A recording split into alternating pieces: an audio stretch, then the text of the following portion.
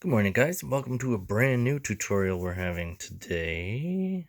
I am Keith Busher from the Art of Keith Busher Precious Mutations, and you may have seen our first video. We're somewhat brand new. I've been doing this for about 7 years, but we're brand new, opening YouTube channel. This is my second set of tutorials. The first one was the skull sconces, where I took a couple of sconces that I picked up from a thrift shop, and we were adding some skulls. So if you're interested in how-tos and learning how to do stuff, then please check that one out. This one particular piece is going to be a figurine, a figurine that I'm going to upcycle, as I like to say, mutate into something a little more my style, because stuff like this kitschy stuff, is not my style. And I believe a lot of people are getting pieces like this. They're inheriting them, or they're being given to them, or they're finding them, or just they've been given it to them their whole entire lives. And it's maybe generational, but it's just not necessarily your thing. And if that's you, and if that's how you feel about it, then I think you'll be very interested in my page, The Art of Keith Busher Precious Mutations, either on Facebook or on Instagram or Twitter at Precious Mutator, because I try and make them a little more like something that our generation might be entertained by and be proud to display around our house. Keeps it out of the landfill. It's a nice, inexpensive hobby to pick up if you're interested in doing stuff like this.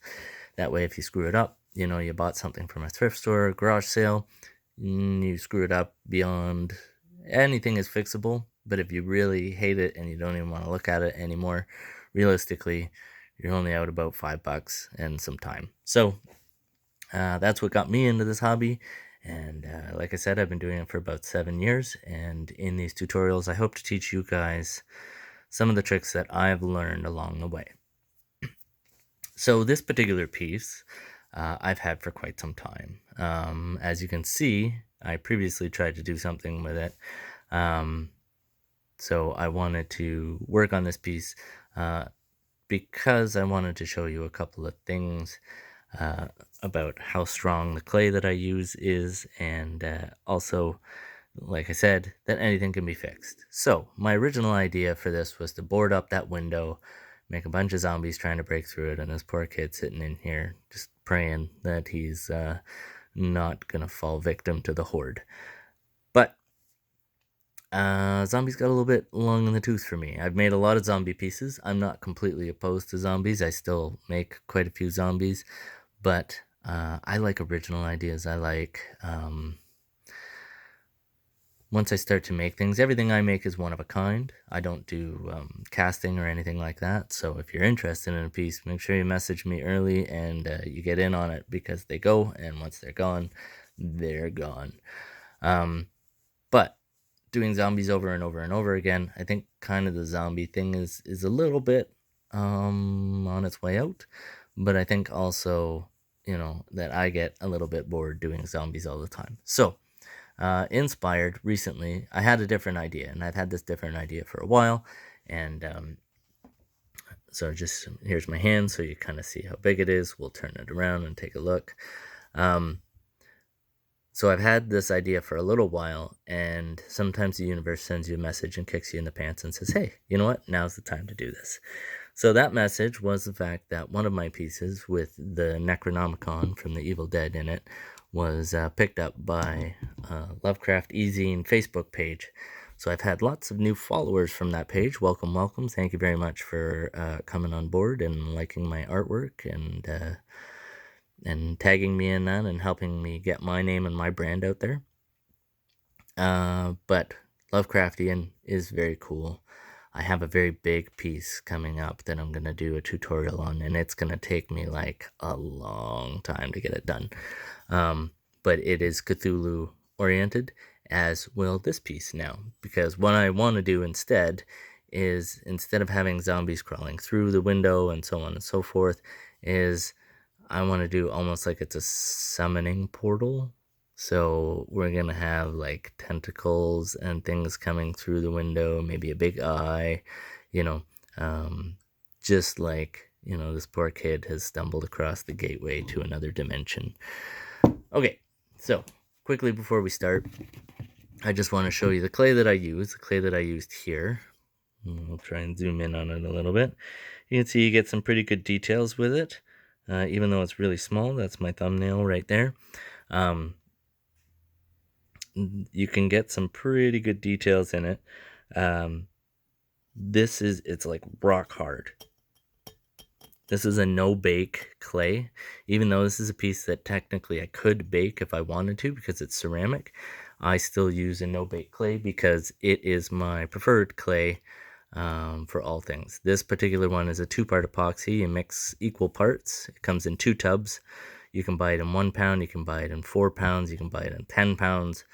It comes in 2 tubs. You just mix equal parts, and that sets it off. It turns into almost, at the beginning, it turns into almost like a warm plasticine texture, and then you've got about 4 hours of working time with it, which is pretty impressive. By the 4-hour mark, you can get some really solid, excellent details. Like 2 hours in, you get really amazing details in it because it's actually quite stiff. When it's early on, it's much more malleable and easy to kind of work with. It has its own adhesive in it. So this is just adhesive. This is stuck on here with just adhesive. I put a little bit of a wire for reinforcement, probably through the body. It's been so long since I worked on this piece. Obviously, there's a wire here, so I think it goes up and in through the arm and down into this arm here.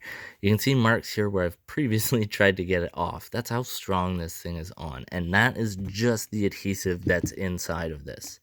All right, so this is a product here. It's called Epoxy Sculpt. It's by a company called Aves. If you're looking for their website, there's their website right there, www.avesstudio.com. They've got lots of different products. This is the one that I am most familiar with using. I'm hoping to get some more of their products so I can experiment with it and see how it goes. If you decide to order because you want to follow along, just let them know I sent you. You know, I would love to get into like a partnership with them or something along those lines where I can teach people how to use their products and stuff. But here's some popular uses: sculpting, model making, special effects, arts and crafts, jewelry, repairs. So even if you're not a crafter, you're just fixing stuff around the house. Museum exhibits, taxidermy, one of my favorites. I don't do it, but I love it. Outdoor displays, it's good indoor, outdoor, aquariums, all kinds of stuff.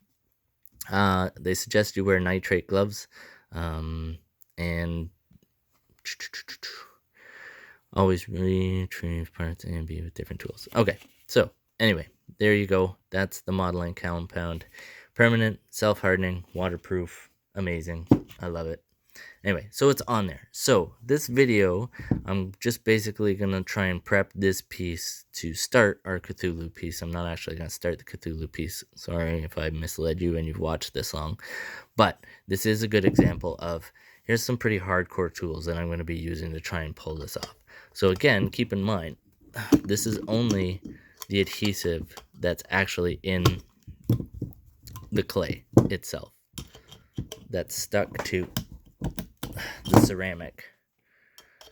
So if you're worried that your piece is not going to hold up or it's going to fall off or anything like that, you're going to watch me sever my finger, then you're wrong, because this stuff is like rock solid.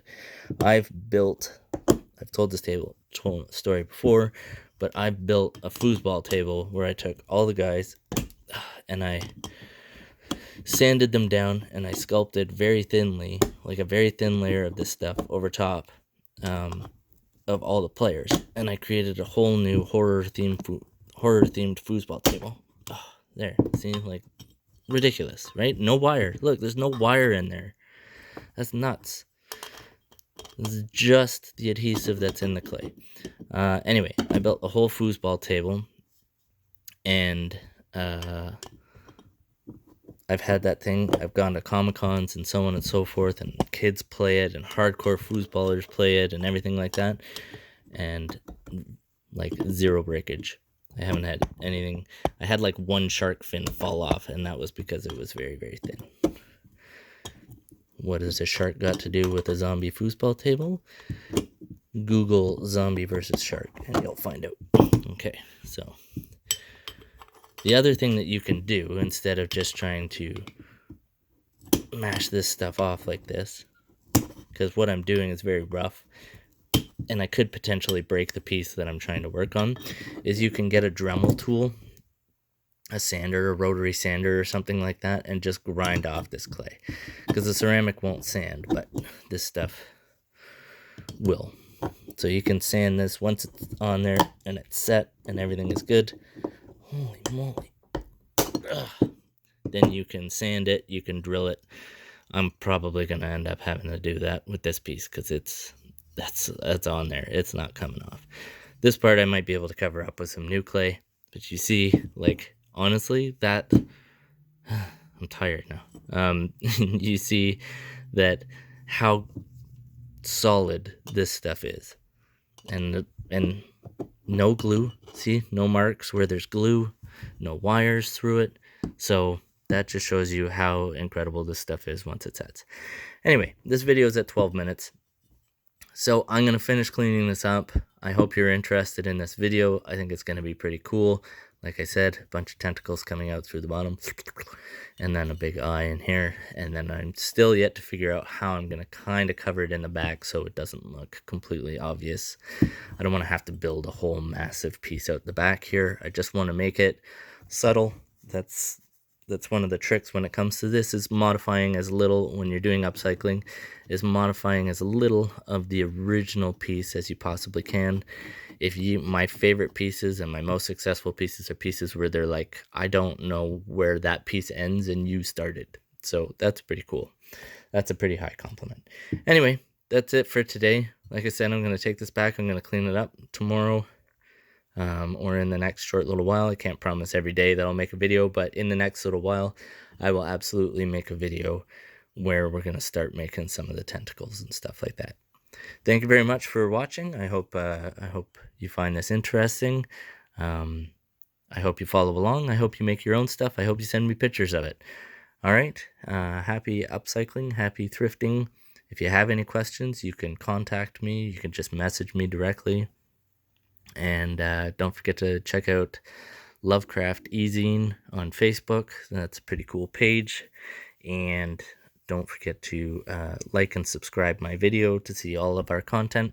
Also, don't forget our Facebook page, Art of Keith Busher Precious Mutations. You can watch the video. You can get links to our videos, or you can see pictures of stuff as we're building it. And yeah. And then, of course, aves.com or avesstudio.com if you want to pick up some clay and sculpt along with us. Thank you very much. Have yourself a great day.